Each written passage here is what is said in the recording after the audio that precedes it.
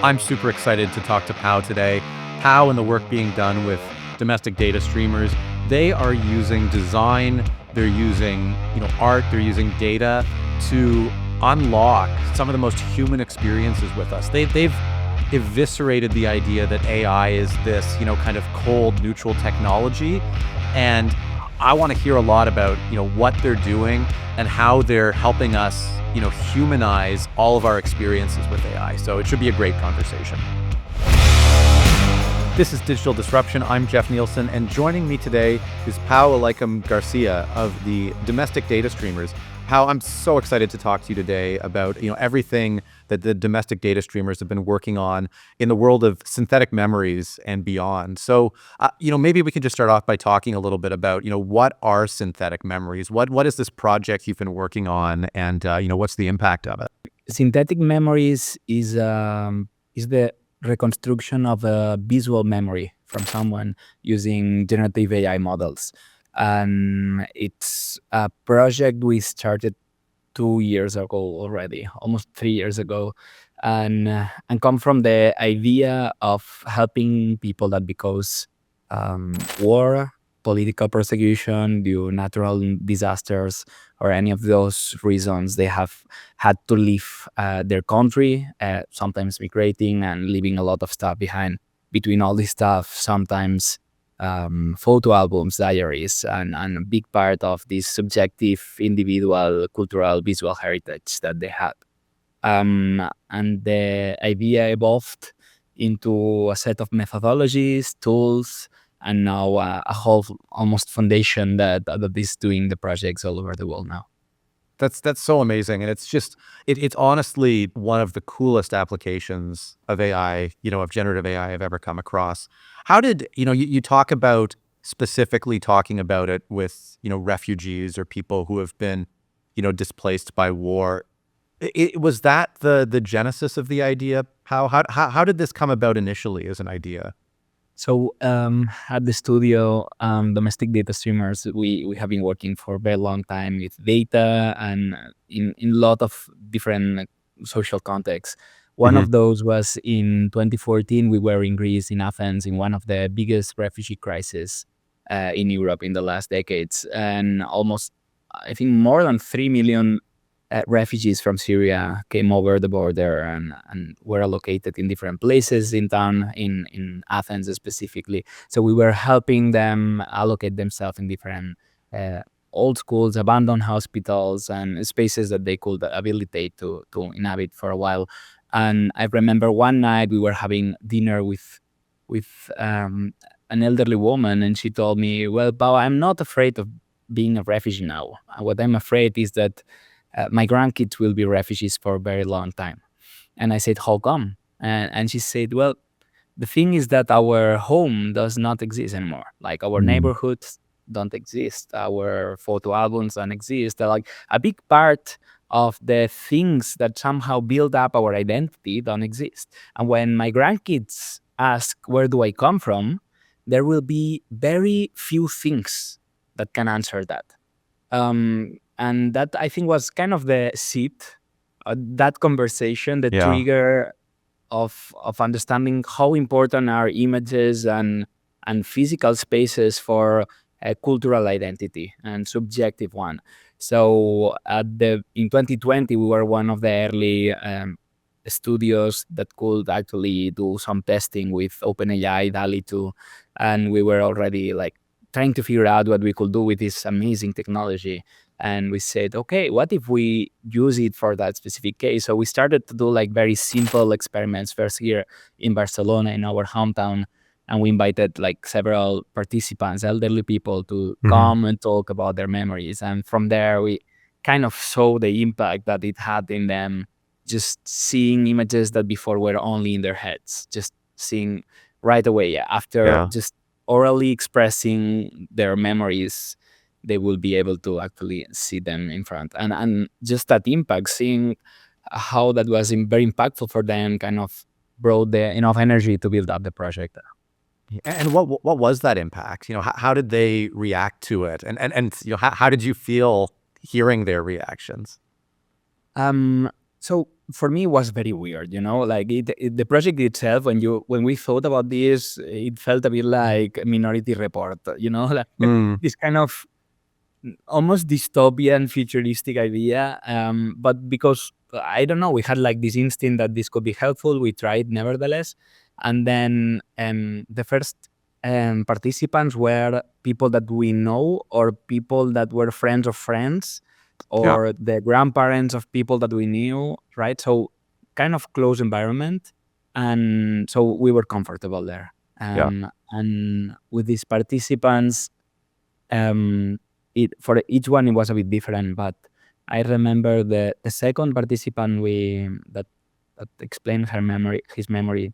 He was talking about his brother who died almost 10 years ago. He was talking about when they were kids and they used to do like some stuff in the fields with their mother and so on, and then we generated an image like of that specific situation.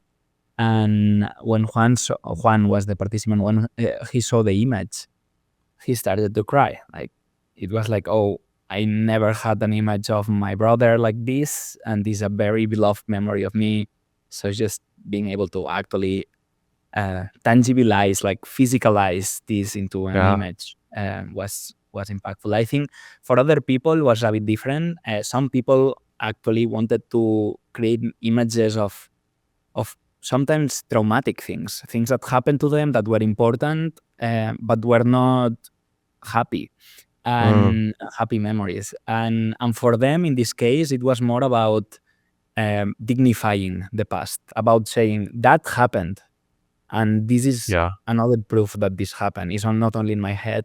This is another media that I can use now to explain what really happened to me and how I got here. Right. So there are several stories, and we have been doing that for like these 2 years with a lot of different people that really wanted to share traumatic events and situations that were like really, really difficult for them, but that somehow externalizing them and transforming them into an image that is a universal language, to say so, was also kind of liberating. I, I have seen a lot of people feeling kind of a release when they Huh. see the image.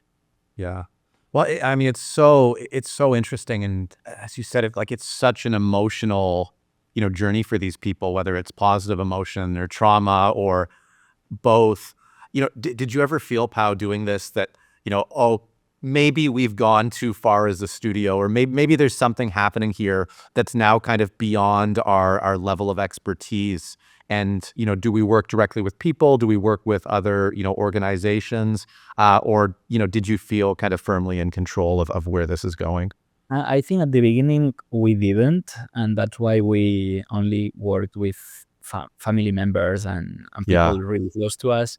And then when we started to see that we could create a methodology that was more controlled, and that there were like certain factors that we could actually isolate and guide very well, like felt very well. But then when we started to work with, for example, migrant communities, we started to join forces with different organizations. So something that we always do is whenever we generate synthetic memories, and there are always three people involved. There is the interviewee, the interviewer, and the prompter. The interviewer also has to be from the same community as the Hmm. interviewee. That means that they share this common background, they understand each other in their mother tongue, and so on. And that's a way that you can really reduce the potential risks, right, of misunderstanding, disalignment, and so on. And also, when I say community, I say someone that have experienced something similar, right? Um, Even if sometimes it's a bit difficult because the time gap and the different political moments that we're living in different parts of the world, but we always try to work with local organizations that somehow already have like this local community. Right. So what sorts of, you mentioned, Greece and the Syrian refugee camps. What what sort of places are you actually deploying this right now? And, do you have a broader vision for where it could be? And, where does this go from here? Yeah, I think for us, probably one of the biggest moments was when we started to work with um, mm, care homes and nursing homes. Yeah. So I had this friend who was actually like working in a nursing home. He was taking care of 12 patients with dementia, and he was telling me about this methodology that he was following called reminiscent therapy. And this is a kind of therapy maybe you have heard about that is very common, specifically in the States, but since the 60s has kind of grown. And it's the use of music, for Right. example, music from the times of that person, or food, or smell, or the voice of someone that that person recognizes, to actually trigger this kind of cognitive enhancement, right? For a while, it's temporary, and then we said, what if we kind of cross these methodologies and do some pilot experiments? So we did a couple of pilot experiments here in Barcelona, and the results were really, really good. The engagement of the participants were really high. And then right now we are actually in deployment of this more clinical perspective on this. And we have partnerships with the University of Toronto, the University of the British Columbia, and we are exploring exactly which is the best way to integrate that in a safe, also ethical, protected and controlled way into clinical environments. But the first results have been like really, really good. And I think in that sense, for me, the future goes very much in that direction, understanding that this could be actually used for therapy. And it could be like, I have seen it, but it's subjective and it's not Yeah.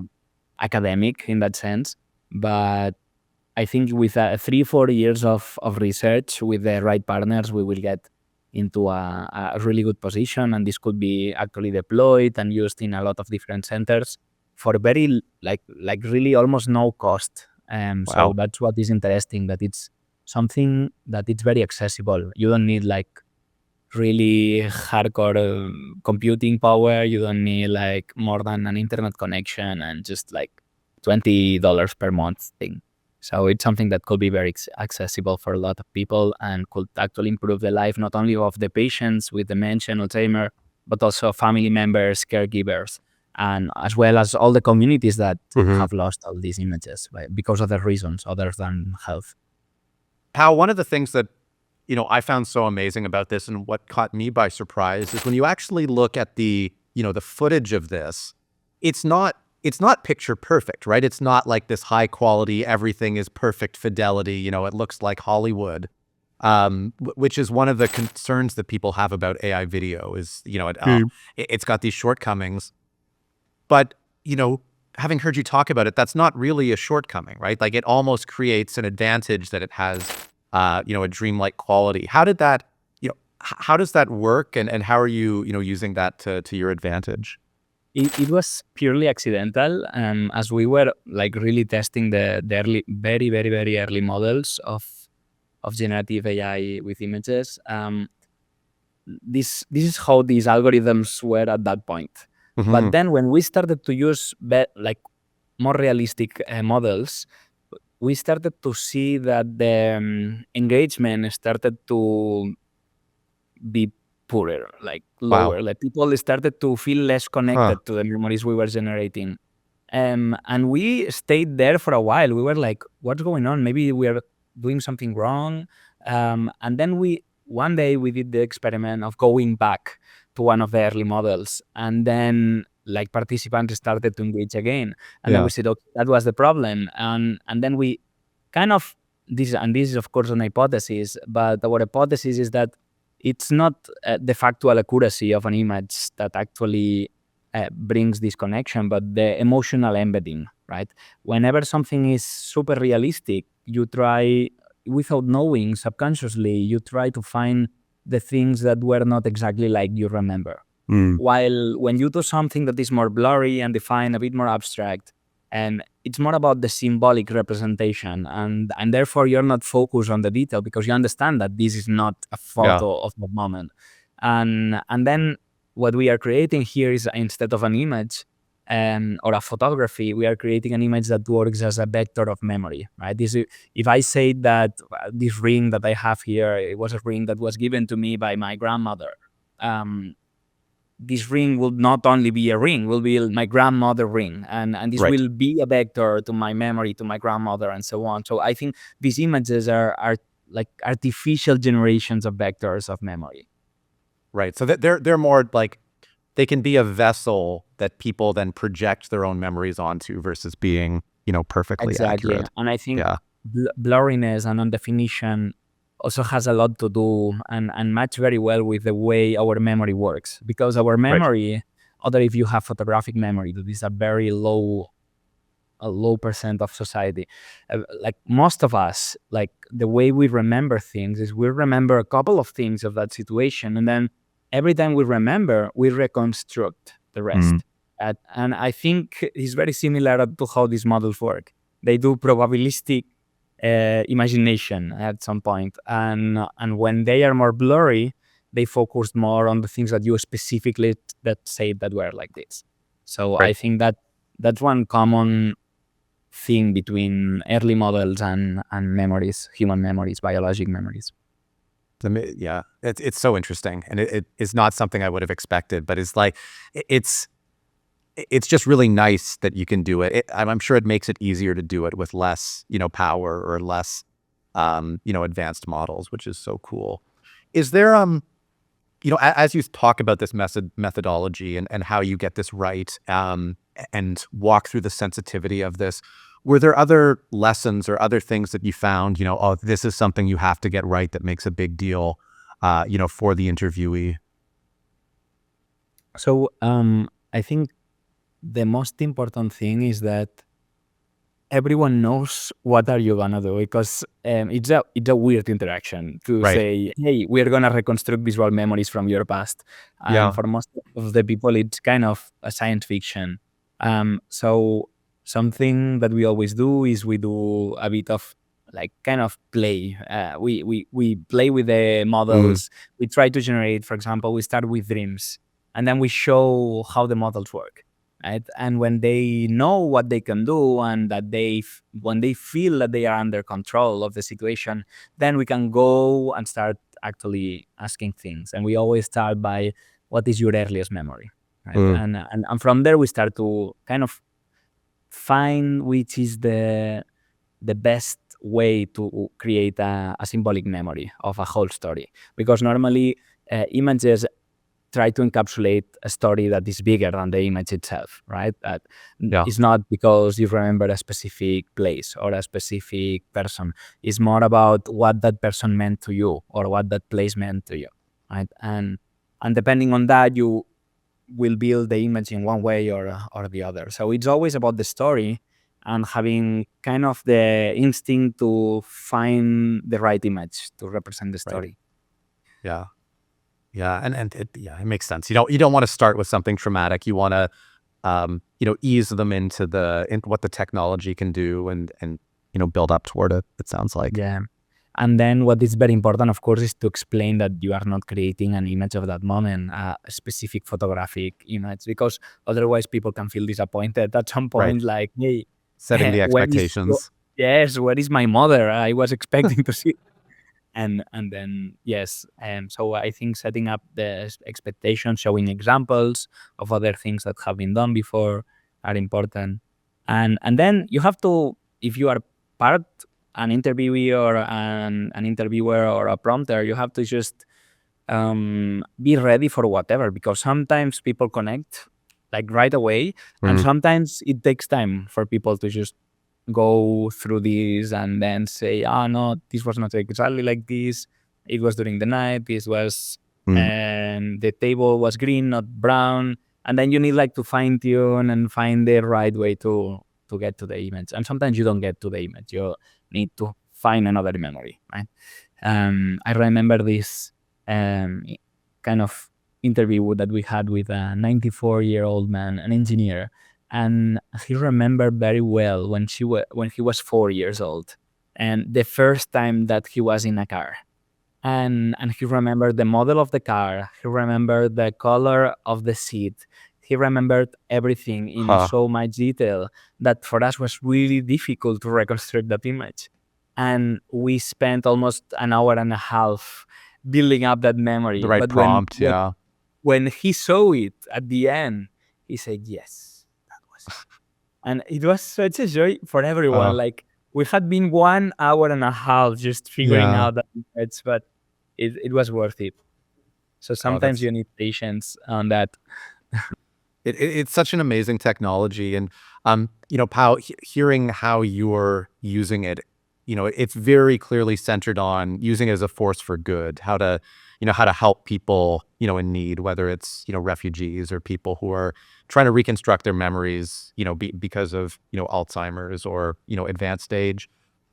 Have you been approached, or are you working with any more commercial organizations that are interested in this for, corporate use or marketing or anything like that?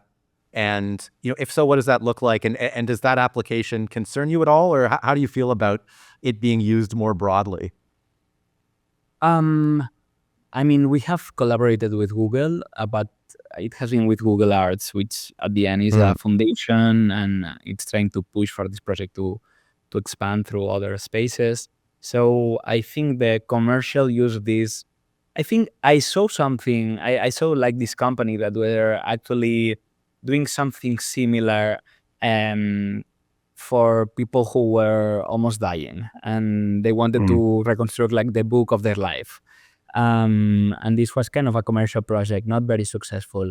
I think the marketing was quite creepy, but Yeah. but I think, I guess at some point there will be commercial interest. In our case, this is part of a bigger research that we are doing with artificial intelligence, specifically generative, that is trying to understand that, of course, there is this dichotomy, no? There is these people saying this is the end of the world, Hmm. Harari, this will destroy everything that we know, and so on.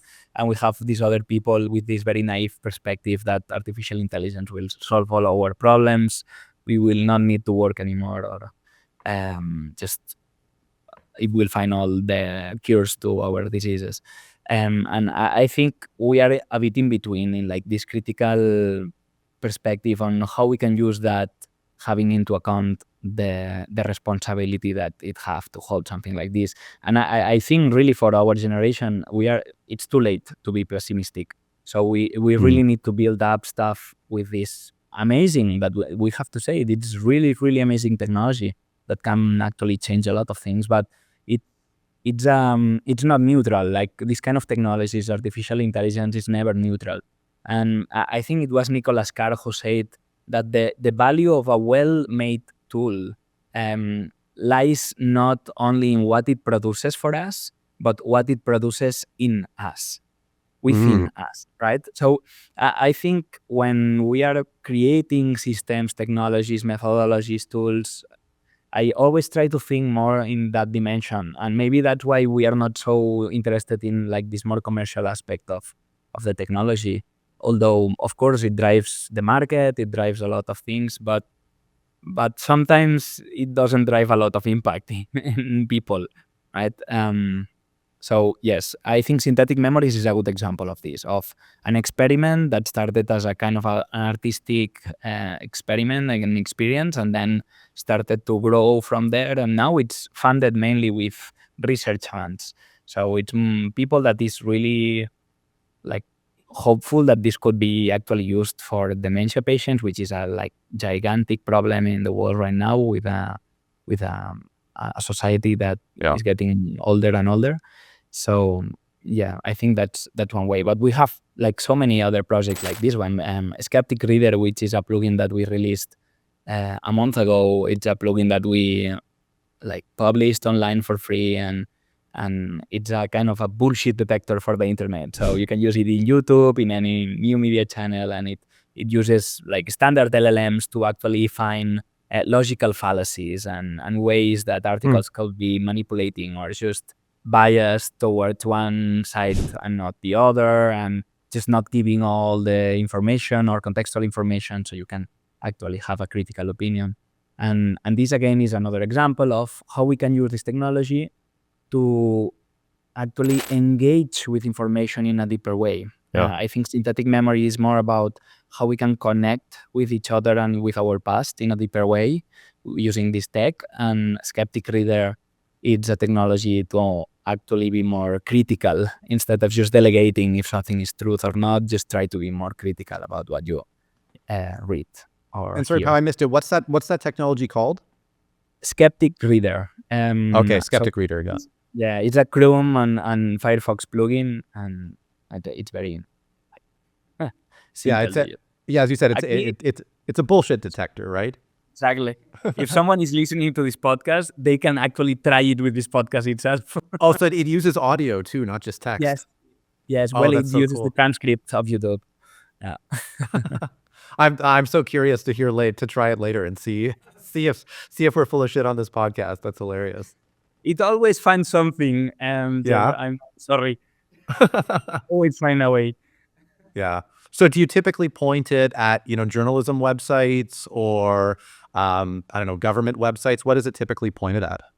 Yes, mainly like media outlets. So it's more about like from Fox News to The Guardian and everything in between. But of course, now a lot of people is using YouTube as an information channel Mm. and any kind of like channel that is more like publishing news or Yeah.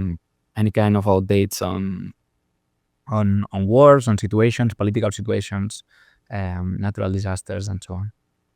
And how long does it, you just got me curious about it. How long does it take to actually analyze an article or a piece of media? It's we're talking about 5 seconds, something like this. Wow. Yeah. Yeah. So, Yeah, I mean, yeah.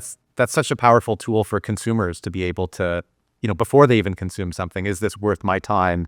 What kind of slant does it have? I'm starting to doubt that. There is something that we are skeptic about our own creation, about the Okay. Skeptic Reader, that is because people is lazy in general. I don't want Mm. to say that, but a lot of people is very likes comfortability, Yeah. and this plugin actually makes you uncomfortable sometimes because, for example, I there are journalists that I love and I love how they write and how they think and so on, and I started to use this plugin with them. Mm. Because I will not use it with journalists that I already can smell the bullshit. I will use it with Yeah. the journalists that I like. And then I started to see certain biases and certain situations Mm. that I said, oh, this is making me think more and more and more. Right? Right. And sometimes you need, I mean, I think it's more for the people that is using it right now that I know mainly come from the academy. Right? So Right. it's people that is already in that space of research and really want to go to the end of the stuff. Well, and there's a separate issue. I mean, maybe there's two separate issues. The first one is, are you actually willing to stop reading journalists that you like, if there's bias? And then the second one is there any journalism that is truly free of bias or close to free of bias? Because if there isn't anywhere to turn to where there isn't that bias, you're kind of stuck, right? Well, I don't think so. I don't think that because something is biased, you should stop reading it. Okay, On the it's contrary. awareness. Yes, it's Yeah. just understanding that this is not neutral, that this is not the truth. It's Yeah. just perspective, right? And I think that is missed most of the time and right away in this moment of polarization in most of the Western world, you can feel that. Like people say things as if there were the only truth possible. Mm. And this is very dangerous, I think. And Skeptic Reader actually was designed to kind of depolarize, to say, even if you read people that you like, you can find problems in these Right. arguments. So yeah, it's also about showing that there is a lot of gray areas. And I think now simplistic messages are very at fashion. And I think we need sometimes more gray, more spaces of, Yeah. I don't know, of More meeting points. skepticism and nuance. Yes, and not only skepticism, is also about creating common spaces that can join forces of people from different perspectives. And I think if you can be critical with the people and journalists that you like, then you are opening a door for also people that think totally different to share this conversation and think, be more aware that you can be similar to them in so many ways, right? Right. So it's more about like building tools for critical thinking. Yeah. No, I love that. And, to me, it comes back to what you were talking about with this, sort of mission of how do you use these tools to, unlock something within us or, humanize us more in some way. Am I articulating that properly in terms of your, sort of mission for the studio? Would you frame that a little bit differently? Well, so the studio, Domestic Data Streamers, actually the focus is to fight indifference towards data, which Mm, is how we can actually transform statistics, data, and like this very raw kind of information landscape into something that can actually make people move. Um, it was not long ago that there was like this huge news here in Europe, but it was, I think, something even bigger in the States, that it was the cost of corruption in the country in the whole continent. And it was like really hardcore. It was over 90 billion, something like this. So a figure that when I yeah. saw it, I was angry, but I was not angry about the figure. I was angry about the journalists that put the figure there, because no one can understand the difference between 1 billion and 90 billion. Like only Yeah. billionaires, that is a very Yeah. small fraction of society. So I said, look, like we truly need systems that can actually make us understand these situations, because the bigger realities we're living today are big numbers. Like when we talk about massive migration, climate change, economy, like all these things has to do with big numbers and statistics. And our brains are not, we don't have the hardware to actually understand what is hidden behind these numbers. And if we don't understand that, how are we gonna do anything to change it? If we don't get angry because there is corruption, because we cannot give a dimension to this corruption, how are we gonna do anything to change it? Right. So for me, actually, transforming this raw data into something that is comprehensible, that people can interact and understand in a deeper level, is a way of making a change, of making people want to do things differently. Right? And this is like the small part of like this whole ecosystem that we try to tackle with the studio, that is transforming data and information and information technology into systems that can help us understand better what is hidden behind. Right. So for people out there who, have data but are struggling to tell stories with it or are struggling to, change behaviors or outcomes with it, do you have any principles or any, beliefs around what are the best tactics for getting people's attention beyond just, throwing a big number at them? I think the most important one is to talk about something that is important to the people that you're talking. Right? Um, I think familiarity, that's why we use the name domestic, Hmm. because we are always trying to figure out the most domestic daily way to express information. The biggest, I think, the most common example is whenever there is a fire, that they give the size of the fire in swimming pools, in Olympic swimming pools.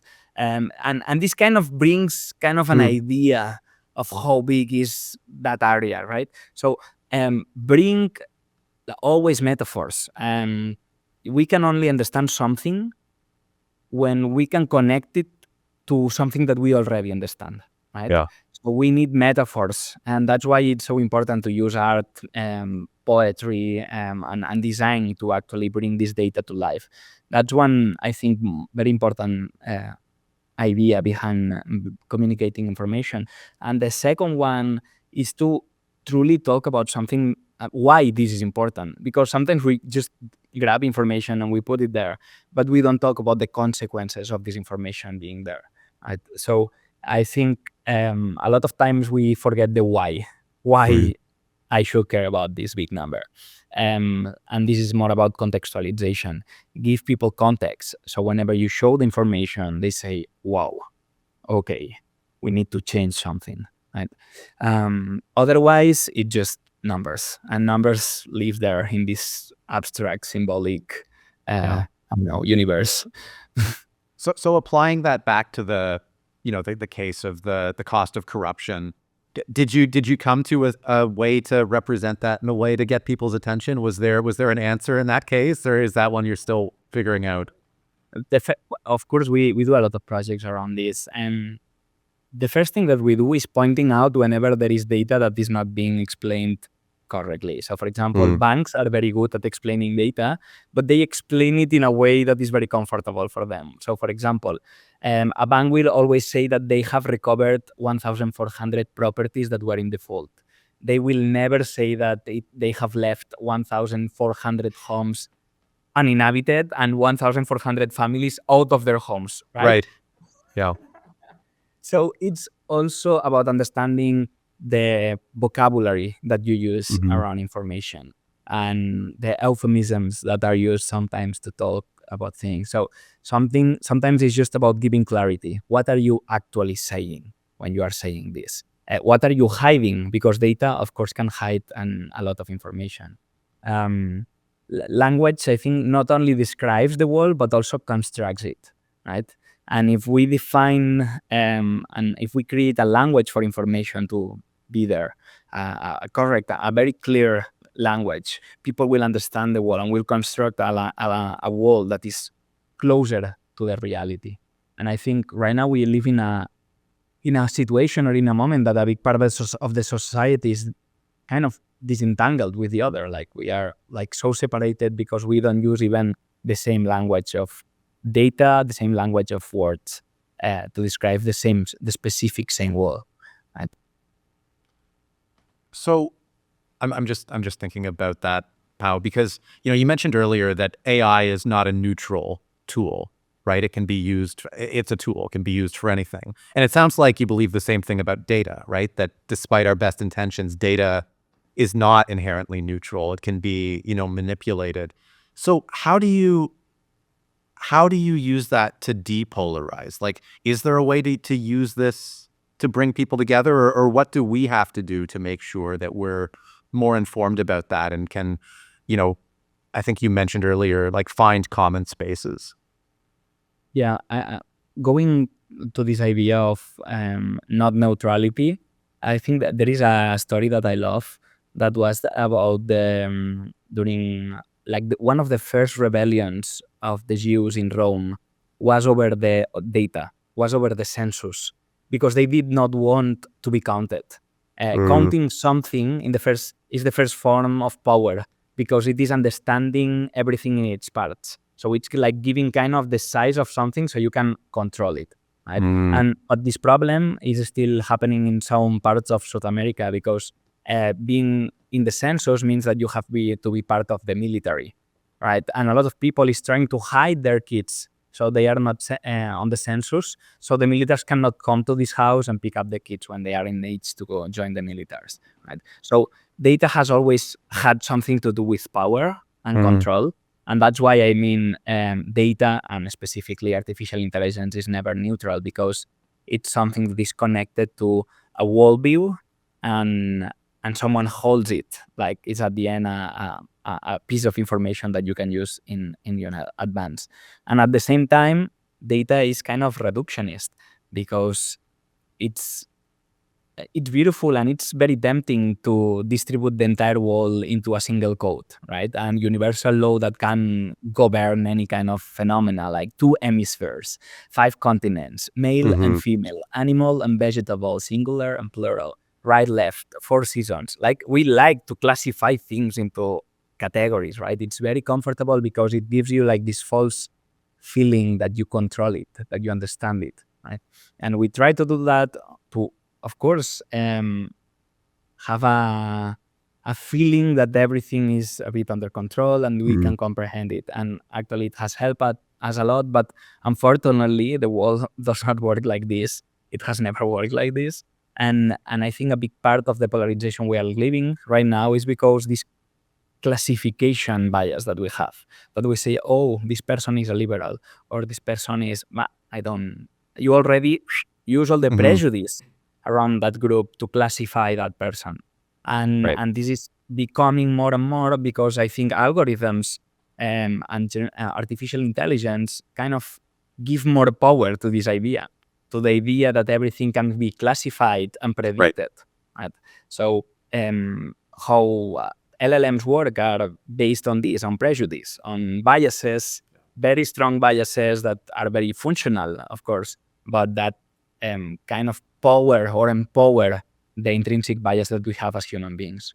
And I think the way to de-escalate that is to kind of break these borders. So for example, Skeptic Reader is a way of doing that, as we are showing the gray areas, even if in the people that you like. And synthetic memories for me is a way of doing that, because we are doing the same with different generations of people. Now you can see what other people went through, right? And you can see your eyes to see that you don't need language. Like, it's just a visual reconstruction on that.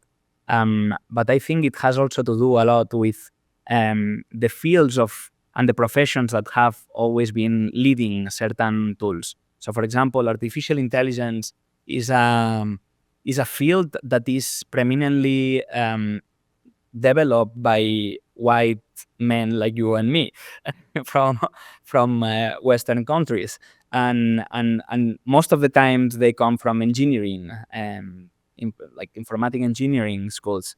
So that's a very small portion of the wall, and that's a very like It's small biased, right?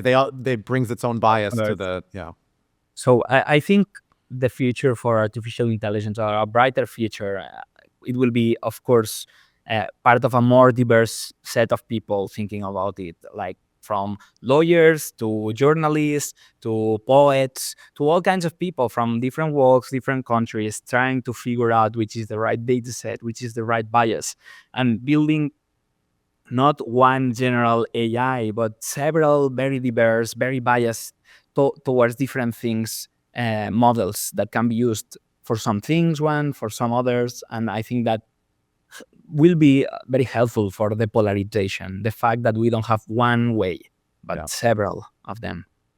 So this to me is one of the big, trends and risks, I think, of our time, right? Is, can we democratize AI? Can it go down a path of being, open sourced and for everybody, versus how much of it is controlled by the same four, mega corporations, and they have all the data about everybody? Are you optimistic about that, Pao? Are you worried about it? How do you see that unfolding? And what role, if any, do you see, your organization is playing there? I was very pessimistic when DeepSeek was released, and I think the open source kind of had a kick. I don't know anymore, because the stage is changing so fast that it's really difficult to see if private corporations or open source will kind of go wild and win this kind of battle. I certainly see artificial intelligence as a kind of a centralization of power, because at the end, it's for a big corporation, it's easier to integrate in the already existing tools that we are already using. Yeah. So it will concentrate more power. And of course, the other way, the other day I was talking with someone at OpenAI, and they were telling me, well, the thing is that the data that you could get from Google is very, you can get a lot of information of someone, of course. But the data that you can get from the conversations of ChatGPT from one individual, we are going to another level of intimacy, right?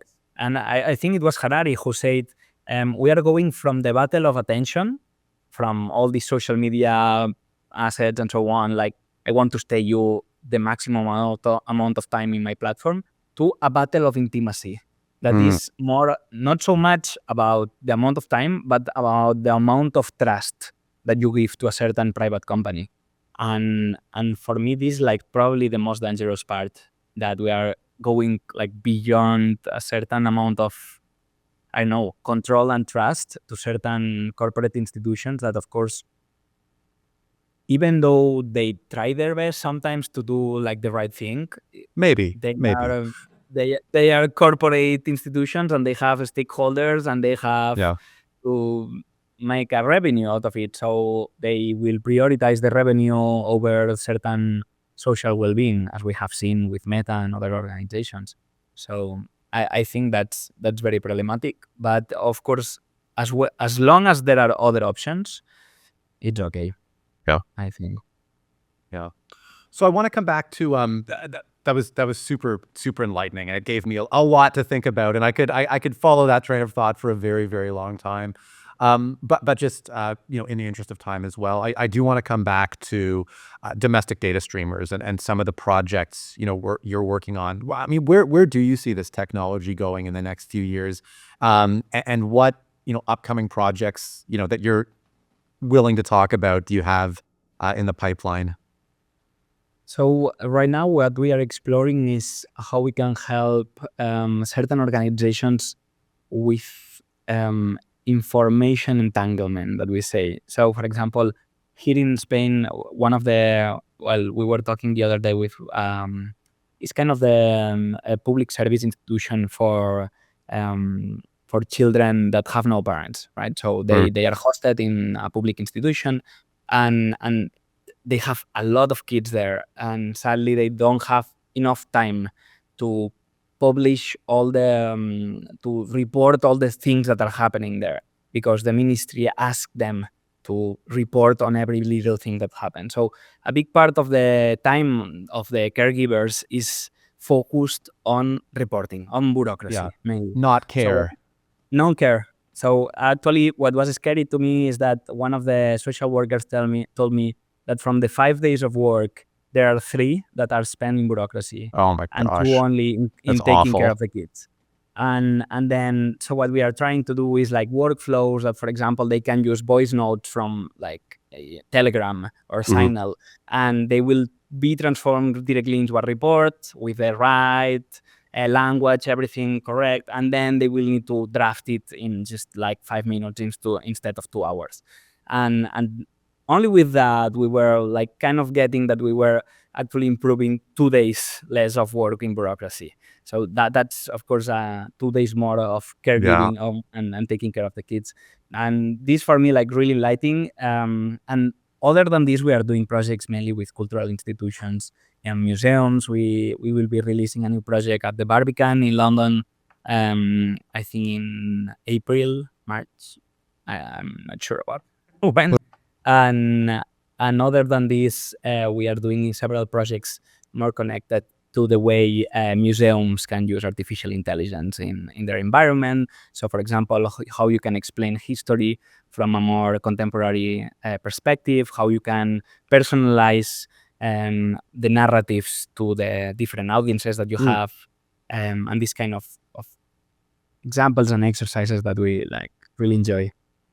Oh, that's so interesting, and comes back, I guess, to the viewpoint of how do you make it for individual people versus just one, kind of blanket engagement. Well, one of the last projects we did, it was really fun. It was around we were using these facial recognition models to detect whenever a politician was falling asleep into the Congress or the Parliament.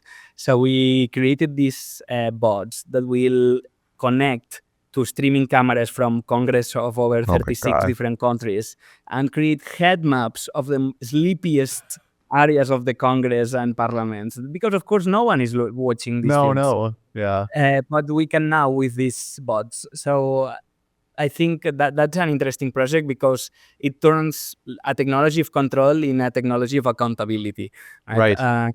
So the idea is to release this algorithm and make it open source for anyone that want to use it in their own parliament, and probably in a couple of months. Oh, I love that. Pau, just taking a moment to reflect on, the amazing and interesting stuff you're doing around, as you just said, accountability, but also, recovering memories, democratizing AI, humanizing data. You mentioned that, domestic, you know, the domestic data streamers project started more than 10 years ago. Did you have any idea that this is where this was going? And, how does it compare in your mind to that, original vision of what you guys would be up to? No, there was no vision at all at the beginning of the studio.